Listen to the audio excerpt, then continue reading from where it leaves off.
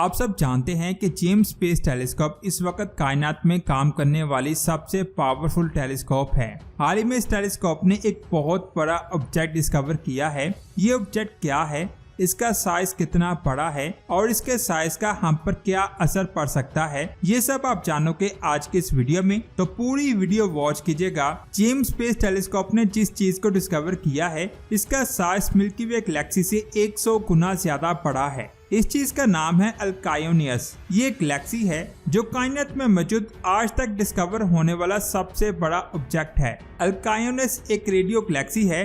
Radio Galaxy एक ऐसी Galaxy होती है जिसके सेंटर में सुपर मैसिव ब्लैक होल मौजूद होता है। जैसे ही मैटर ब्लैक होल के अंदर गिरता है तो इसमें से 2 रेडियो जेट्स की शक्ल में बहुत ज्यादा एनर्जी खारिज होती है। ये रेडियो जेट्स गैलेक्सी के सेंटर से मुख्तलिफ सिमर से निकलती हैं। इसको एक्टिव गैलेक्टिक न्यूक्लियाई भी कहा जाता है। रेडियो गैलेक्सी बहुत ही रेयर होती हैं। ये बहुत लो डेंसिटी में बनती हैं। इनकी liner length 2.3 million light year होती है। साइंसदान रेडियो गैलेक्सी को इन्वेस्टिगेट कर रहे हैं ताकि रेडियो एमिशन के जेनेसिस और डेवलपमेंट के बारे में जान सके। अल्कायोनियस गैलेक्सी आज तक डिस्कवर होने वाली सबसे बड़ी गैलेक्सी है। इसको एक PhD स्टूडेंट मार्क और उसकी टीम ने डिस्कवर किया है। इस डिस्कवरी ने रेडियो गैलेक्सी की डेवलपमेंट के बारे में बहुत से आइडियाज को गलत साबित कर दिया है। लेकिन ये गैलेक्सी है क्या? नई होने वाली डिस्कवरी को 2 प्लाज्मा प्लम्स की मदद से कैप्चर किया गया है। साइंसदानों ने आज तक इतना बड़ा ऑब्जेक्ट नहीं देखा।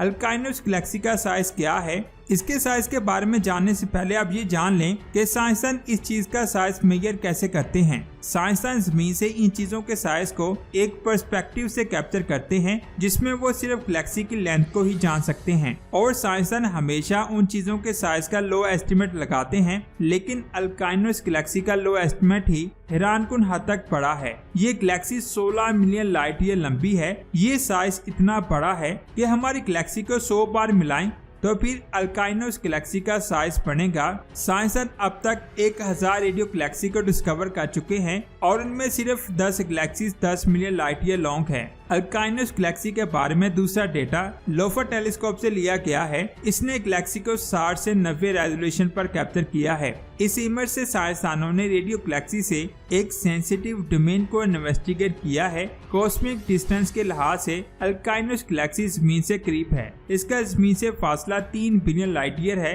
साइंसदानों को इस बात का यकीन है कि इस गैलेक्सी ने स्पेस में चांद जितनी जगह घेरी हुई है। साइंसदान अल्कायोनियस गैलेक्सी की डिस्कवरी को लेकर बहुत खुश हैं क्योंकि ये गैलेक्सी कॉस्मिक वेव की सबसे मुश्किल फिलामेंट्स को समझने में साइंसदानों की मदद करेगी। कॉस्मिक वेव कायनात का मौजूदा बढ़ता हुआ हिस्सा है जो थ्रेड्स और नोड्स के नेटवर्क की तरह नजर आता है, जिनको फिलामेंट्स और क्लस्टर कहा जाता है। गैलेक्सीज, फिलामेंट्स और क्लस्टर को ऑब्जर्व करना मुश्किल काम है। इससे भी ज्यादा मुश्किल गैलेक्सी के दरमियान मौजूद किसी भी मीडियम को डिटेक्ट करना है। साइंसदानों को यकीन है एक दिन अल्कायोनियस गैलेक्सी इस मीडियम को बदल देगी क्योंकि ये गैलेक्सी फिलामेंट से भरी हुई है और इसके प्लूम्स उस मीडियम के अंदर से गुजरते हैं। ऐसा मिल्की वे गैलेक्सी के साथ भी होता है। बहुत सालों से साइंसदानों को इस बात पर यकीन है कि रेडियो गैलेक्सी के प्लूम्स की शेप और प्रेशर फिलामेंट्स की वजह से बहुत मुतासर होता है। इस गैलेक्सी की डिस्कवरी से पहले साइंसदानों को इस तरह के कनेक्शन की कोई मिसाल नहीं मिली थी। साइंसदानों का कहना है कि अल्कायोनियस गैलेक्सी के प्लूम्स इतने बड़े और रेयर हैं कि आसपास मौजूद कोई भी मीडियम इसको आसानी से मोल्ड कर सकता है। यहाँ पर एक सवाल ज़हन में आता है, अल्कायोनियस गैलेक्सी का साइज इतना ज्यादा कैसे हो सकता है? इसके बारे में साइंसदानों के कुछ ख्यालात हैं। जिन साइंसदानों ने अल्कायोनियस गैलेक्सी को डिस्कवर किया है उनको इस बात पर यकीन है कि ये गैलेक्सी किसी जॉइंट ब्लैक होल की वजह से बनी है। स्टार्स के बहुत बड़े तादाद जिसके पास स्टार डस्ट भी मौजूद है। ये बहुत स्ट्रॉन्ग स्ट्रीम जेट है। लेकिन दोस्तों, इस गैलेक्सी का ओरिजिन भी सिर्फ एक पुरस्कार राज है। आप सब लोगों को पता है कि सितारों के अपने चांद भी होते हैं जो इसके गिर्द ऑर्बिट कर रहे होते हैं। मिसाल के तौर पर हमारी ज़मीन का भी एक चांद है। जुपिटर और सैटर्न जैसे सितारों के 1 से ज्यादा चांद हैं, लेकिन मून के साथ एस्टेरॉयड होना बहुत ही रेयर है। एक अंदाजे के मुताबिक 1.1 मिलियन एस्टेरॉयड में से सिर्फ 150 एस्टेरॉयड्स मून के पार्टनर हैं। लेकिन दोस्तों, हाल ही में साइंसदानों ने एक ऐसे एस्टेरॉयड को डिस्कवर किया है जिसके 3 चांद हैं। इस एस्टेरॉयड का नाम इलेक्ट्रा है। इलेक्ट्रा के पास 3 चांद को डिस्कवर किया गया है। इलेक्ट्रा एस्टेरॉयड को इससे पहले 19वीं सदी में देखा गया था, लेकिन इसके पास 3 मून हैं, ये अब पता चला है। 1873 में 160 मिलियन लंबा एस्टेरॉयड डिस्कवर हुआ था, जो एस्टेरॉयड बेल्ट में मार्स और जुपिटर के दरमियान वाक़या था।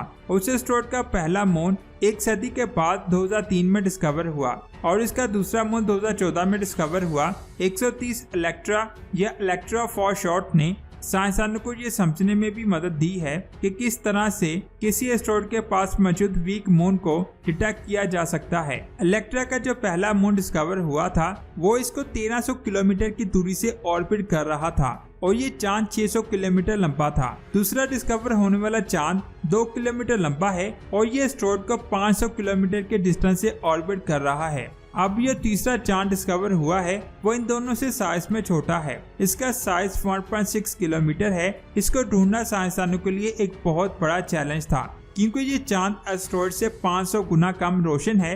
The national astronomical research institute of Thailand का एक साइंसदान एंथनी और इसकी टीम ने इलेक्ट्रा के तीसरे चांद को डिस्कवर किया। साइंसदानों की टीम ने कुछ दिन पहले बनने वाले डेटा रिडक्शन पाइपलाइन की मदद से यूरोपियन ऑब्जर्वेटरी के रॉ डेटा से नॉइस को रिमूव करके इस चांद को डिस्कवर किया। इस तीसरे चांद को पहले से पेयर हुए इमेज के डेटा में से मॉडर्न टेक्निक के जरिए डिटेक्ट किया गया। इसका यह मतलब है कि ये चांद ऑब्जर्वेटरी के डेटा में हमेशा से ही मौजूद है, लेकिन 2005 तक जो प्रोसीजर इस्तेमाल किया जाता था उनमें यह मून इनविजिबल था। साइंसदान अभी तक इलेक्ट्रा और इसके चांद के मुख्तलिफ एस्पेक्ट्स को समझने की कोशिश कर रहे हैं। अभी तक साइंसदान ये नहीं समझ सके कि किस तरह से ये 4 ऑब्जेक्ट एक दूसरे से जुड़े हुए हैं। ना ही साइंसदान ये जान सके हैं कि इस तरह का प्रोसेस सोलर सिस्टम में कितनी बार होता है। साइंसदान इस नतीजे पर पहुंचे हैं कि इलेक्ट्रा तो मून एस्टेरॉयड से अलग हुए मटेरियल से बना है।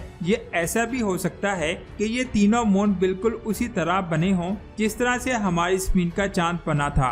एस्टेरॉयड के किट ऑर्बिट करते हुए मून पर रिसर्च करने की एक वजह ये भी है कि साइंसदान मास कैलकुलेशंस की एक्यूरेसी को चेक करना चाहते हैं। अगर किसी एस्टेरॉयड के पास मून ना हो तो इसका मास इसके साइज और कंपोजिशन को देखकर जाना जाएगा, लेकिन अगर किसी एस्टेरॉयड के किट मून मौजूद है तो साइंसदान उस एस्टेरॉयड के मास को केपलर इक्वेशन की मदद से जान सकते हैं। साइंसदान किसी भी एस्टेरॉयड की डेंसिटी को इसके मास और साइज से जान सकते हैं, जिससे इसकी कंपोजिशन के बारे में बहुत सी इन्फॉर्मेशन मिल सकती है। इससे ये पता चल जाता है कि किसी भी एस्टेरॉयड के अंदर मेटल्स हैं या कोई लो डेंसिटी रॉक हैं। इसलिए एस्टेरॉयड के बारे में ज्यादातर इन्फॉर्मेशन उनको मून के एक्सप्लोर करने के बाद आसानी से मिल सकती है। वैसे आप इसके बारे में क्या कहते हैं, नीचे कमेंट्स करके जरूर बताएं। वीडियो अच्छी लगी तो लाइक करने के साथ साथ इसे आगे भी शेयर करें। मिलते हैं एक और अमेजिंग वीडियो में। अपना बहुत सारा ख्याल रखें। अल्लाह हाफिज।